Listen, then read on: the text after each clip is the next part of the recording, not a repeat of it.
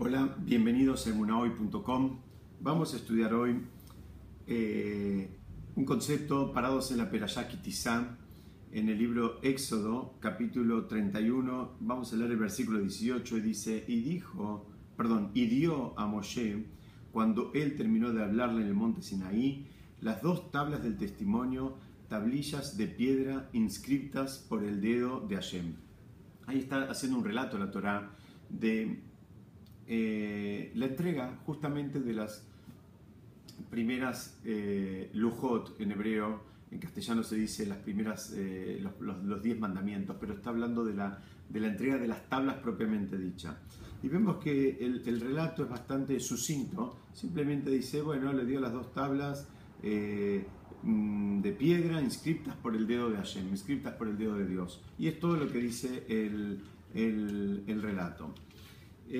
Si nos movemos un poquito, después vemos en el capítulo, ahora sí, estamos en el capítulo 32, avanzamos un poquitito, y en el capítulo 32 vamos a encontrar en el versículo 15, 16, un minutito, ya se los voy a leer yo en castellano, por si no lo tienen a mano.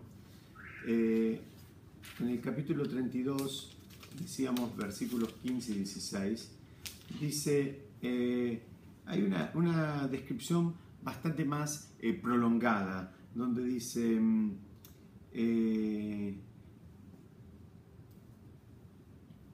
se apartó de ahí y descendió Moshe de la montaña con las dos tablas del testimonio en su mano, tablillas inscriptas en ambos lados, de un lado y del otro estaban inscriptas, las tablillas eran obras de Hashem y la escritura era de Hashem grabada en las tablillas.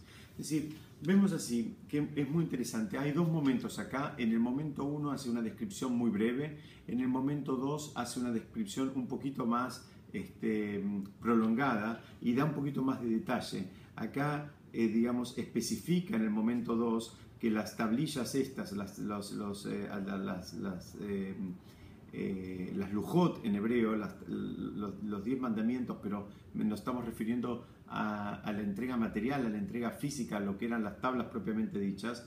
Entonces acá aclara, digamos, sus bondades o sus características especiales, que se podían leer de un lado y del otro. Era una situación milagrosa donde las tablas estaban talladas y uno las podía leer de cualquiera de los dos lados.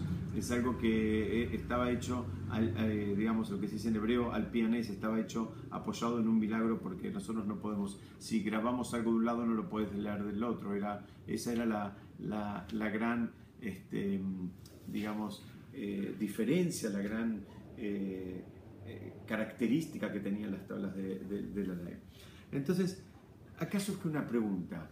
La primera pregunta dice, en el segundo momento, yo no estoy leyendo todo, simplemente lo estoy contando un poquito desde afuera, pero ¿cuál fue el segundo momento? El segundo momento, curiosamente, cuando la Torá relata con un poquito más de detalle cuáles eran las características distintivas de estas lujot, de estas tablas de la ley, es el momento exactamente previo a su destrucción. Es decir, cuando fue la entrega, muy poquita información.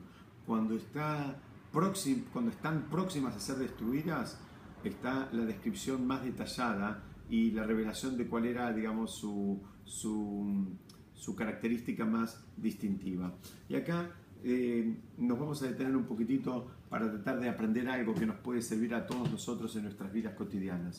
Explican nuestros sabios algo muy interesante. Dicen que la Torá ya se adelantó al pensamiento de la persona. La Torá ya se adelantó a la forma de ser de la persona y se maneja de la misma forma, es decir, de acuerdo al manejo que la persona hace y a la forma en que se aproxima a la realidad, la Torá también le da información.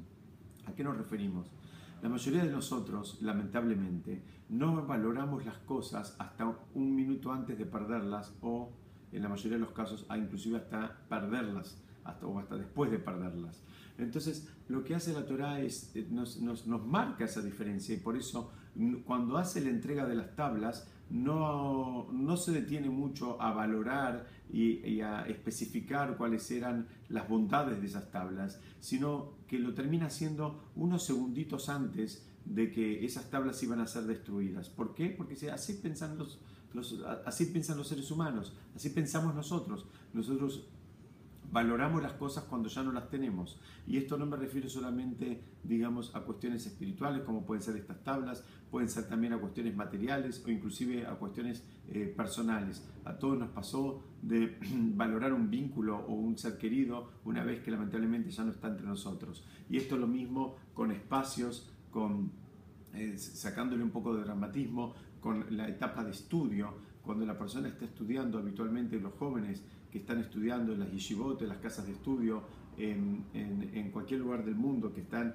habitualmente un poquito más apartados de sus propias familias, muchas veces ese entusiasmo por el estudio se ve un poquito mermado porque, bueno, la comida no es la mejor y las condiciones a veces tampoco para los cuartos no son lo mejor y están un poquito distantes de lo que era el confort y las comodidades y el cariño y los mimos que tenían en sus propias casas.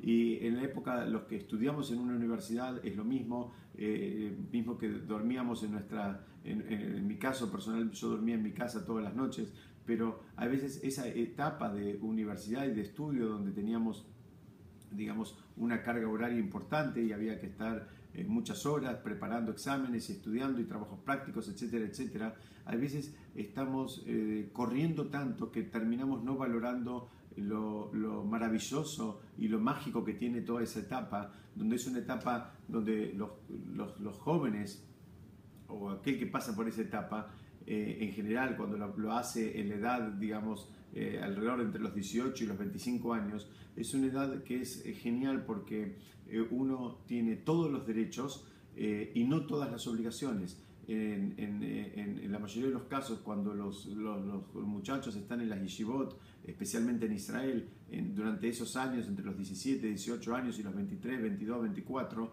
ellos tienen, digamos, su energía puesta exclusivamente en el estudio y no tienen que dedicar energía a ninguna otra cosa, ni siquiera trasladarse, porque duermen en el mismo edificio donde van a estar estudiando después.